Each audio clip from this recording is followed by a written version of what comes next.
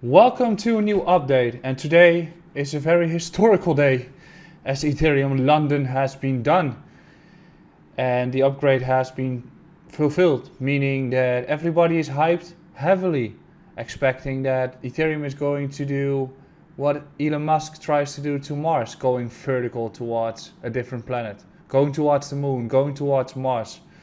It's becoming deflationary, etc.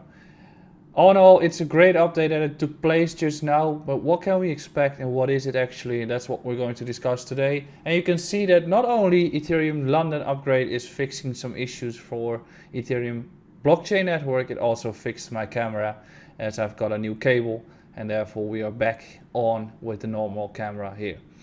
Before we're going to continue, do not forget to subscribe to this YouTube channel and check out the website in the description beneath. Today, we've opened up the Platinum members once again, through which if you have a portfolio, if you need assistance and you want one-on-one assistance and consultancy hours, our account managers are ready to assist you in the path and in the waves of crypto and to build a portfolio alongside you. So let's get to the update and why I'm making this one, which is regarding the Ethereum London upgrade countdown and upgrade in itself. You can see on the screen that we have finished the London upgrade. It's now live on the Ethereum mainnet, meaning that Ethereum will be burned towards the network, meaning that transaction fees will become more predictable. As you know, during 2017 with CryptoKitties, but also during the DeFi summer and recently with the massive hype on crypto, we've seen gas fees which were astronomically high. We also still have the situation where it's proof of work and we're still in the period where we're switching or going towards the proof of stake mechanism, which is Ethereum 2.0. And this is one of those upgrades going towards that Ethereum 2.0 proof of stake mechanism. So the gas fees in itself are a big issue, and also the amount of transactions we can do through the Ethereum network is one of the biggest issues that have to be solved. And that's why we have got layer 2 solutions in which I've been investing in heavily and which we also have different platforms, but we'll get to that point in a little bit. Good part, Ethereum London upgrade has been done, and right now most of the nodes are actually already locked into it and we're currently getting towards the new phase.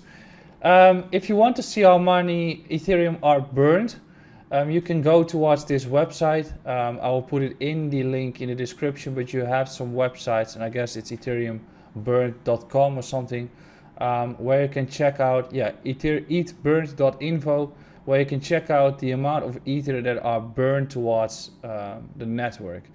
And you should be knowing that Bitcoin has a fixed supply, right? Meaning that it's still inflationary, but the amount of Bitcoin going towards or coming towards the markets is decreasing over time, and there's that fixed supply. While with Ethereum, there is an inflationary system in which every year you will get more ether to the markets. So all the Bitcoin maxis are into the deflationary concept, especially given the fact that Bitcoin has the fixed supply and US dollar has not. And if you print an infinite amount of US dollar, Bitcoin will go up in price because the money supply increases, right? And now, through this burning mechanism of Ethereum, that entire topic switches. So Ethereum can also become a very interesting opportunity for enterprises and institutional investors, as there is a potential deflationary concept lying into Ethereum right now after this London hard fork. So that is something that I'm very interested in for the coming years. I'm still massively bullish on Ethereum. I'm expecting Ethereum to take over Bitcoin as there's just way more that can be built on the platform in itself. If you want to check out how many Ethereums or Ether are burned, you can check that through ethburnt.info. And right now we've got 248 ETH that are already burned. So if there's still that inflationary supply that's getting to the markets a year by year, but if there is more usage on the platform, more ETH will be burned, and the more ETH that will be burned, the more deflationary the system might become if it is higher than the inflation that Ethereum already has. So what we do in our platform is also making in-depth reports regarding this topic, and one of them was a while ago in May, which was about Ethereum, the adoption of Ethereum, and also the upgrades that are coming to the markets. So also discussed Ethereum is being adopted by enterprises, and projects are building on Ethereum's blockchain already, which they are not doing on Bitcoin. Bitcoin is just a store of value, etc., while Ethereum is actually building that second layer through which we can use DeFi and NFTs and all that stuff. So if we go back into all the upgrades that Ethereum has had, we know that the Berlin hard fork took place earlier already. And now we're getting to the London hard fork with the 1559 update. And as you can see, it's a major upgrade that is expected to result in fairer transaction fees. So it's getting more predictable. Right now, the incentive is that when you're looking for a transaction, you can do low, medium, fast or something like it, which is putting the effort of the miners towards fast transactions, given the fact that that is giving them a higher reward. So right now, the mining rewards are 2 Ether per block, which is created roughly every 13 seconds. So because of this fact and the way that you can address this topic or address the transaction fees, users are competing to get the fastest transactions, and because of that, the gas fees have been skyrocketing heavily since the DeFi hype, because with DeFi and also in earlier stages with CryptoKitties, the more usage, the more complex it will become to have appropriate transaction times. So the more transactions that are on the platform, the heavier the fees will become, because you still really want to get that fast transaction going and you want to pay for it. But with the implementation of the 1559 update, a base fee will be implemented.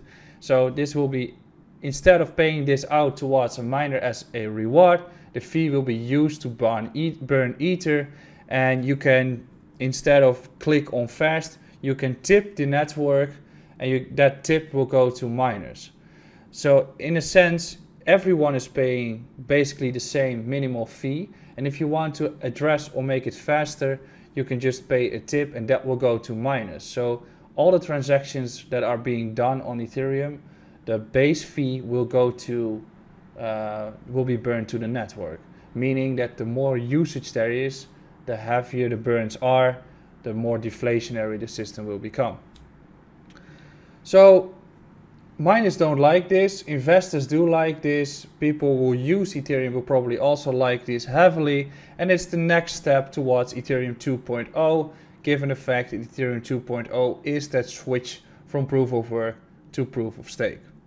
So finally, institutionals are buying Ethereum, and I think you will see a big switch towards Ethereum, or an addition towards Ethereum in the coming period, where not only a Bitcoin ETF will come around, but also an Ethereum ETF will come around. More institutions are getting interested into Ethereum. Elon Musk has been addressing it at the Bitcoin event, where he was saying, yes, I do have Ether as well. So not only Bitcoin becomes interesting, but especially if you want to get mass adoption and everyone using DeFi, Ethereum has to fix those scalability issues and reduce the transaction costs. Otherwise, you will probably create the same system as with Bitcoin, that it's only a tool for the rich and only very wealthy people are able to use Ethereum, as when you're just a small player and paying for your cup of coffee, policy is coming again. And if you're paying for your cup of coffee, you'll probably pay too many transaction fees. So the improvements in the London fork 1559, as discussed, fee market change for the Ethereum 1.0 chain. That is still not the case that we are at 2.0. There's also still too many questions regarding the fact whether it's really going to solve the gas fee issue, but it's a big step forward. Also, when we look at the price structure of Ethereum right now, that's the next topic that I wanted to address. We can see that Ethereum has been running up substantially towards this event. Meaning, with those big updates, you usually get a case of buy the rumor, sell the news. So usually you will be seeing that towards the event, you will see a big run up. And when the event takes place or when it's done, the hype will go away and the price will start to drop back to equilibrium. So with Ethereum Bitcoin, the question will become, should you be buying it right now? Well, if you're an investor and you look at the price of Ethereum, your downwards risk is relatively low while your upside is gigantic. So you should be looking at Ethereum in an investment approach. Yes, then these levels are still fine. But are we going to look at Ethereum for a potential higher low construction, in which we're looking at Ethereum for a potential buy the dip? That is depending on Bitcoin, as discussed earlier this morning, in which Bitcoin has to crack 40.5k before it can continue moving. So when we look at Ethereum against Bitcoin, we can see that we've got a quite vertical move to the upside. Yes, this can extend to a move like we've seen earlier this year, but usually, and especially given the structure that we see afterwards, we're going to look for a new higher low. If we look at Ethereum against Bitcoin, we can say, okay, we've corrected this trend, we are making a new higher high, we have also made a new higher low, through which we're going to look at a fact where we're looking at a new higher low. And as you can see, this is an older chart. I wanted it to break beneath 0.064 and actually 0.63 in order to make that buy the dip opportunity possible. I'll just get a clean chart in which we can say, okay, let's go. We are breaking to the upside. What is the resistance that we're looking at? Well, we could be approaching one relatively soon. But overall, if we get such a breaker as we do see here, the levels that we are looking at for a potential buy the dip opportunity is based on historical price action. So once again, if Ethereum is going to make a corrective move from this event onwards, then I'm going to look at a buy the dip level around these regions. I'm not interested in buying Ethereum right now when there is so much hype and when it's already going vertical. When we look at Ethereum against USDT, we can see that we've had a very big bounce upwards. So initially we broke south of support and I said I wanted that to flip for support again in order to become bullish. We broke back up, we flip 25.50 for support, we run back up and we hold the critical level. And this dip took place when the London hard fork was actually getting there. That doesn't change the fact that we have been running upwards heavily in the previous period. So we've just seen a massive run from 1700 to 2750. And we are also seeing the fact that we are approaching higher time frame resistance, which is the upper level of this entire range. So yes, right now we could be looking at an extended move towards 2.8 to 2.950. But if we are not going to crack that level, the London hard fork will not change anything.